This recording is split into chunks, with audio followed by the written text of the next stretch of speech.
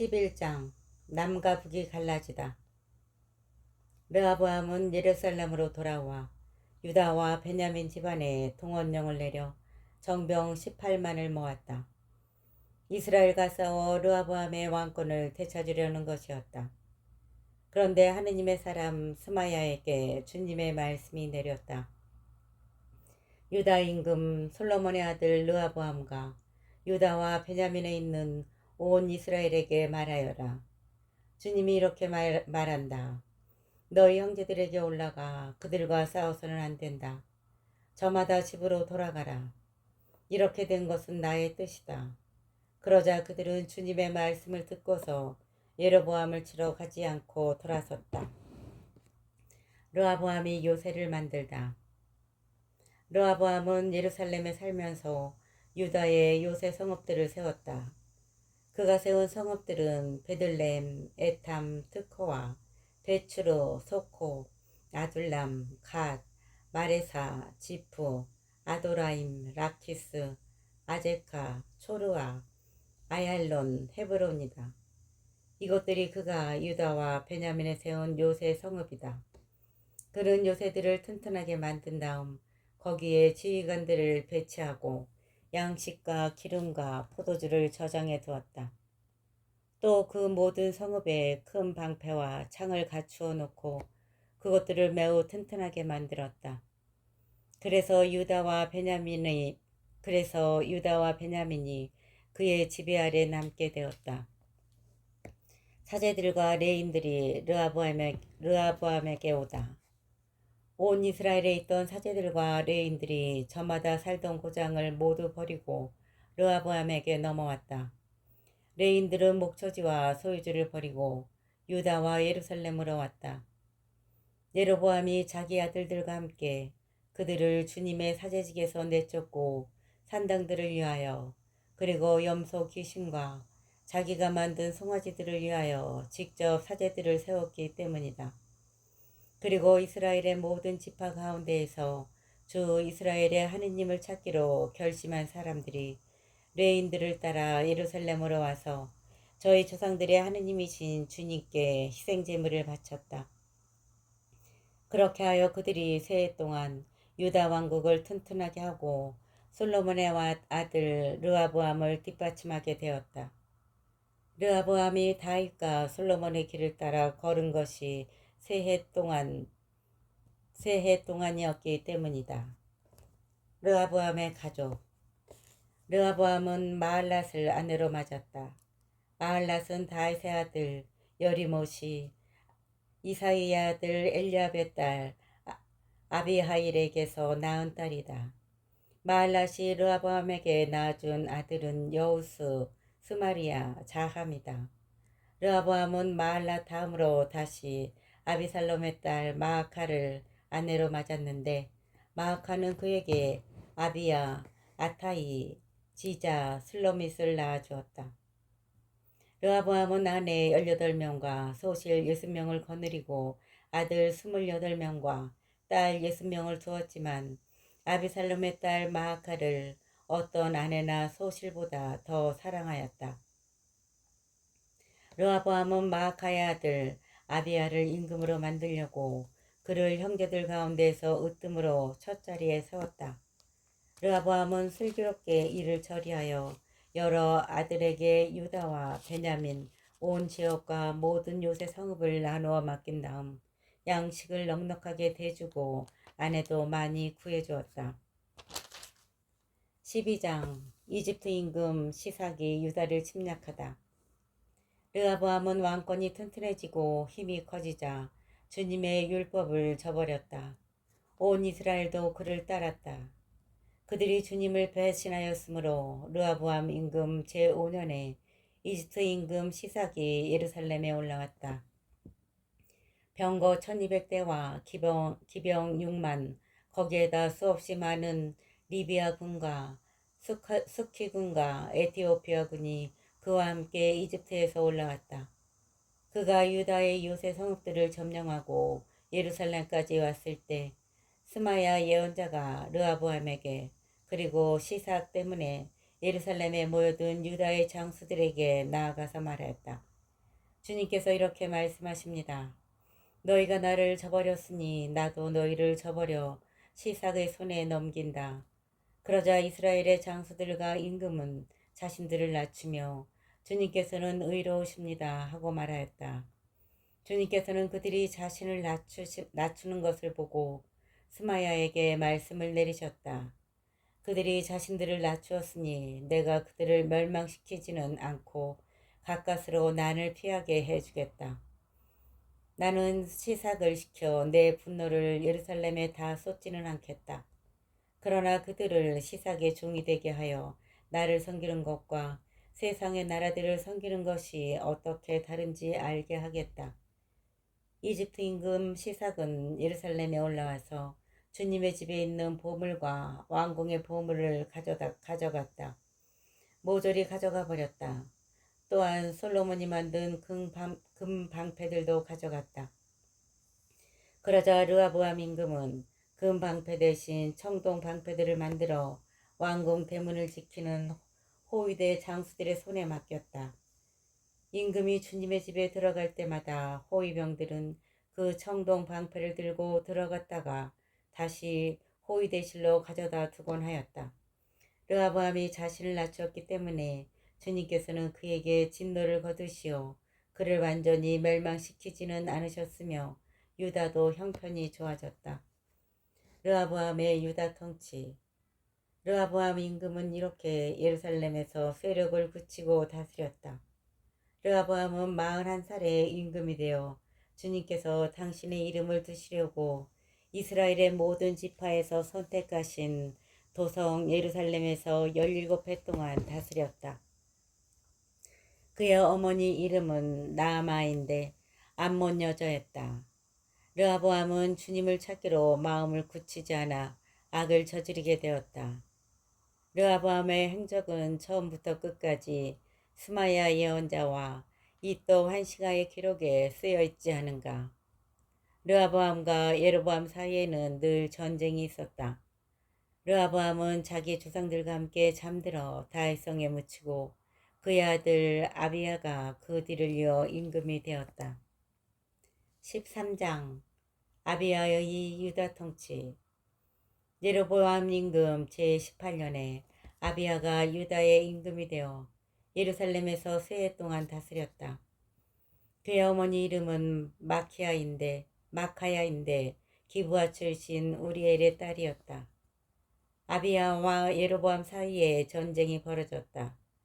아비야는 전투에 능한 정예용사 40만을 이끌고 싸우러 나갔고 그에게 맞서 예로보암은 정예용사 80만을 거느리고 전열을 갖추었다. 그때 아비야가 에프라임 산악지방에 있는 스마라임 산 위에 서서 말하였다. 예로보암과 온 이스라엘은 내 말을 들어라. 너희는 주 이스라엘의 하느님께서 소금 계약으로 다윗과 그 자손들에게 이스라엘을 다스릴 왕권을 영원히 주신 것을 알지 않느냐. 그런데도 다윗의 아들 솔로몬의 신하 느밧의 아들 예로보암이 일어나 자기 주군에게 반역하였다. 그래서 건달들과 모래한들이 그에게 몰려들어 솔로몬의 아들 르호보암에게 맞섰다. 그때 르호보암은 아직 젊고 마음이 연약하여 그들에게 맞설 힘이 없었다. 지금 너희는 수많은 무리를 이끌고 예로보암이 신이라고 만들어준 금송아지들이 너희와 함께 있다고 해서 다윗 자손들의 손에 맡겨진 주님의 나라에 맞설 힘이 있다고 생각하느냐. 너희는 아론의 자손들인 주님의 사제들과 레인들을 쫓아내고 다른 나라 민족들처럼 너희 스스로 사제들을 만들지 않았느냐. 숫송아지 한 마리나 순양 7마리를 끌고 오는 자마다 사제 직무를 맡는다면 신이 아닌 것들의 사제가 되는 것이 아니냐. 그러나 우리는 주님만이 우리의 하느님이시기에 그분을 저버리지 않았다. 주님을 섬기는 사제들은 아론의 자손들이며 레인들이 그들을 돕는다. 그들은 날마다 아침 저녁으로 주님께 번제물을 살라 바치고 향기로운 향을 피우며 정결한 상위에 빵을 차려놓는다. 금 등잔대에는 저녁마다 등불을 켜놓는다. 우리는 이렇게 주 우리 하느님의 명령을 지키지만 너희는 그분을 저버렸다. 보라, 우리 선두에는 하느님께서 우리와 함께 계시다. 그분의 사제들이 너희를 공격하려는 전투 나팔을 불려고 서 있다. 이스라엘 자손들아, 주 너희 조상들의 하느님과 싸우려 하지 마라. 너희는 이기지 못한다. 그러나 예로보암은 이미 복병을 유다군 뒤로 돌아가게 하였다. 이렇게 이스라엘군은 유다군 뒤에 복병을 숨겨두고 그들과 정면에서 맞섰다. 유다군이 돌아보니 전투가 앞뒤에서 벌어지고 있었다. 그래서 그들은 주님께 부르짖었다. 사제들이 새나팔을 불자 유다군은 함성을 올렸다. 유다군이 함성을 울릴 때 하느님께서 아비야와 유다 앞에서 예로보암과 온 이스라엘을 치시니 이스라엘 자손들이 유다 앞에서 도망쳤다. 하느님께서 이렇게 이스라엘군을 유다군의 손에 넘겨주시어 아비야와 그의 군대가 적들을 크게 무찔렀다. 이스라엘에서 쓰러져 죽은 정예 군사는 50만이나 되었다. 그때 이스라엘 자손들이 굴욕을 당하고 유다 자손들이 이기게 된 것은 유다 자손들이 주 저희 조상들의 하느님께 의지하였기 때문이다. 아비야는 예로보암을 뒤쫓아가서 그의 성읍들 곧 베텔과 거기에 딸린 마을들, 여사나와 거기에 딸린 마을들, 에프론과 거기에 딸린 마을들을 점령하였다. 예로보암은 아비야 생전에 힘을 회복하지 못하였으며 주님께서 그를 치시니 그가 죽고 말았다. 그러나 아비야는 세력이 커졌다. 그는 아내 14을 거느리고 아들 22과 딸 16을 두었다. 아비야의 나머지 행적과 그가 걸어간 길과 그의 언행은 이또 예언자의 추석서에 쓰여 있다. 아비야는 자기 조상들과 함께 잠들어 다윗성에 묻히고 그의 아들 아사가 그 뒤를 이어 임금이 되었다. 아사의 유다 통치. 아사 시대 10년 동안 나라는 평온하였다. 14장. 아사는 주 자기 하느님의 눈에 드는 좋은 일을 하였다. 아사는 주 자기 하느님의 눈에 드는 좋은 일과 옳은 일을 하였다. 그는 이교 제단들과 산당들을 없애버리고 기념 기둥들을 깨뜨렸으며 아세라 목상들을 토막냈다. 그리고 유다 백성에게 주 자기 조상들의 하느님을 찾으며 율법과 계명을 지키라고 말하였다. 또한 유다의 모든 성읍에서 산당들과 분향 제단들을 없애버렸다. 그리하여 그가 다스리는 동안 왕국이 평온하였다. 나라가 이렇게 평온해지자 그는 유다에 요새 성읍들을 지었다. 또 주님께서 그에게 안정을 주시어 그는 여러 해 동안 전쟁을 겪지 않았다. 그는 유다 백성에게 말하였다. 이 성읍들을 다시 세웁시다. 성벽과 탑으로 둘러싸고 성문과 빗장을 만들어 답시다. 우리가 주 우리 하느님을 찾았으므로 이 나라가 아직도 우리 앞에 남아있는 것이요. 우리가 그분을 찾자 그분께서 사방으로부터 우리를 평온하게 해주셨소. 그래서 그들은 성읍들을 세우기 시작하여 일을 잘 마쳤다. 아사에게는 큰 방패와 작은 창을 든 유다 출신 군사 30만이 있었고 작은 방패를 들고 활로 무장한 베냐민 출신 군사 28만이 있었다. 그들은 모두 힘센 용사였다. 그 즈음에 에디오피아 사람 제라가 군사 100만과 병거 300대를 이끌고 그들을 치러 나와 마레세까지 다다랐다. 아사도 그에게 맞서려고 나가 마레사의 츠파타 골짜기에서 전열을 갖추었다. 아사가 주 자기 하느님께 말씀드렸다. 주님, 강자와 약자 사이에 싸움이 일어났을 때 당신처럼 도와주리 아무도 없습니다. 주 저희 하느님, 저희가 당신께 의지하여 당신의 이름으로 이 무리를 치러 나왔으니 저희를 도와주십시오. 주님, 당신께서 저희의 하느님이시니 아무도 당신을 당해내지 못하게 해주십시오. 주님께서 아사와 유다 백성 앞에서 에티오피아인들을 치시니 에티오피아인들이 도망쳤다. 아사와 그의 군대는 그라르까지 에티오피아인들을 쫓아갔다. 에티오피아인들은 쓰러져 아무도 살아남지 못하였다. 이렇게 그들은 주님과 그분의 군대 앞에서 패배하였고 유다군은 아주 많은 전리품을 거두었다. 그리고 그라로 주변의 모든 성읍 주민들이 주님에 대한 두려움에 사로잡히자 유다군은 그 모든 성읍을 치고 노획하였다. 그곳에는 노획거리가 많았던 것이다.